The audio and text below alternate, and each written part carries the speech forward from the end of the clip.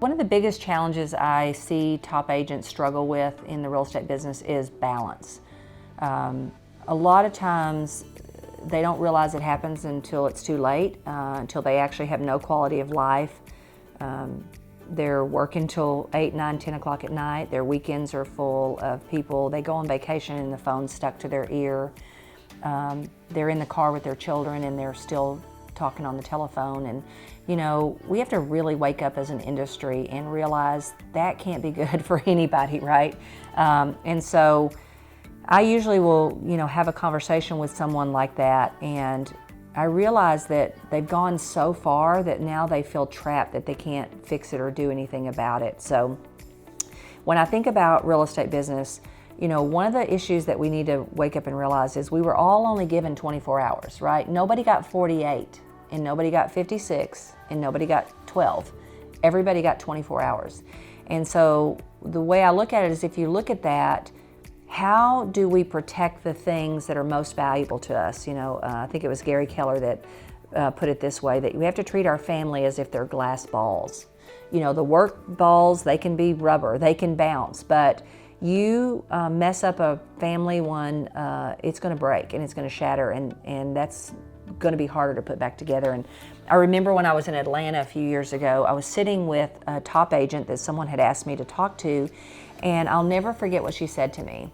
She said, "My kids are grown now." This is after the 08, 09 crash, and so part of her struggle was that she did not know if she had the energy to go back and build her business back like she had it before, which happens, right?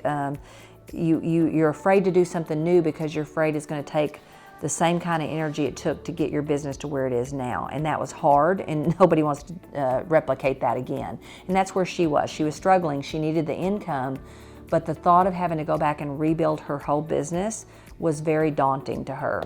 But I'll never forget something that she said to me that day. She said, Linda, she said, "My girls are grown now." She said, "And I never missed an event that they were at." And I'm thinking, oh, this is awesome. And then she followed that with, "But I was never present at anything that I was at." And I remember one time when I was at one of my son's basketball games and I was on the telephone, and afterwards he reminded me that he saw that I did not see his probably winning shot.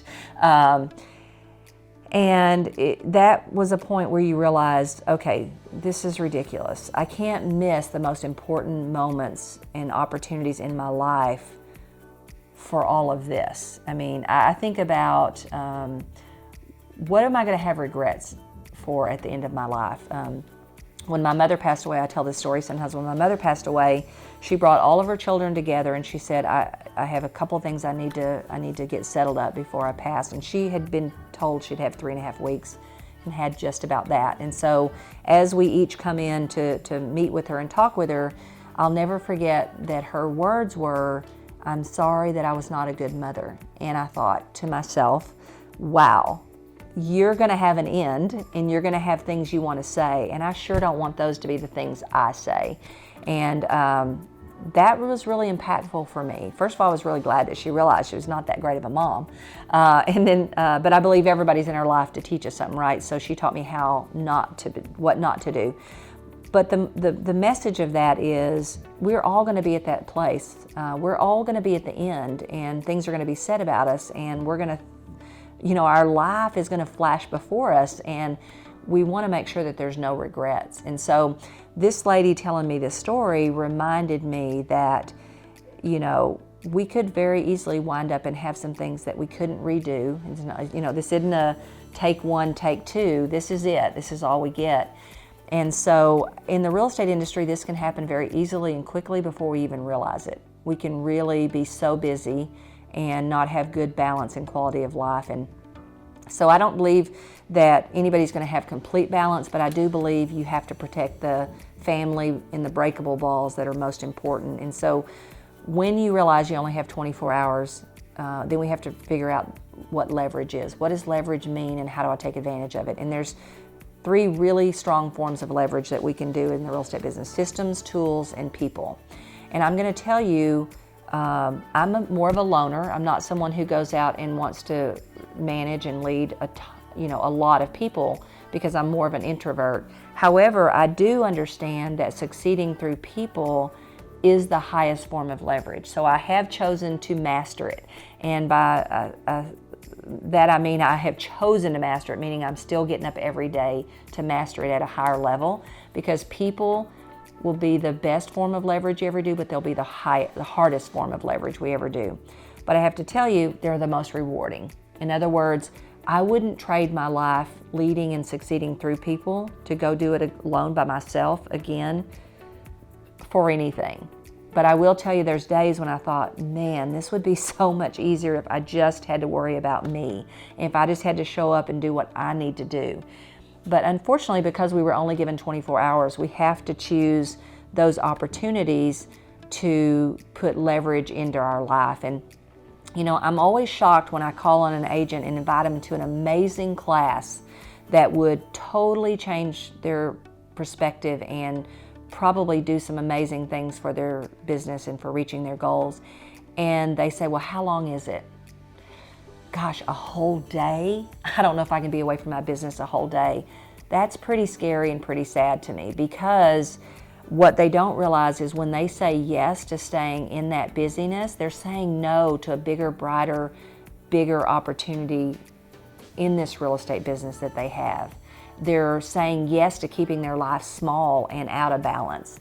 And so I really think balance is something everyone should think about in the form of education is the form of leverage to help us get more balance. Other people who have succeeded before us is another form that will help leverage us and help us get what we want. And so we want to surround ourselves with people with big dreams and big goals. If you're the biggest thinker in your office, don't be proud of that, because that means you already know everything that you know, and you need to know other things so that you get different results. And then I would also say that you need to prioritize your time. You know, those family times need to be sacred, and we need to treat them as the glass balls that they really are. And so, you know, think through your life and think, what are the things I would be regretful of if I don't do something about them now? And so balance is a big topic for top agents, because it's very quickly and easily that you can be out of balance, and then you're just meeting the needs of everybody else except you and your own family. So learn leverage, learn that there's the highest forms or systems, tools, and people, and get after finding the best practices of each of those. And you know, people are going to be the hardest, but they're going to be the most rewarding, and it's going to take some time, and you're going to fail your way forward, and you're going to make some hiring mistakes, and you're going to hire some of the wrong people, and it only takes one great one to change the energy and trajectory of your success. So just hang in there until you do master it and you do get it.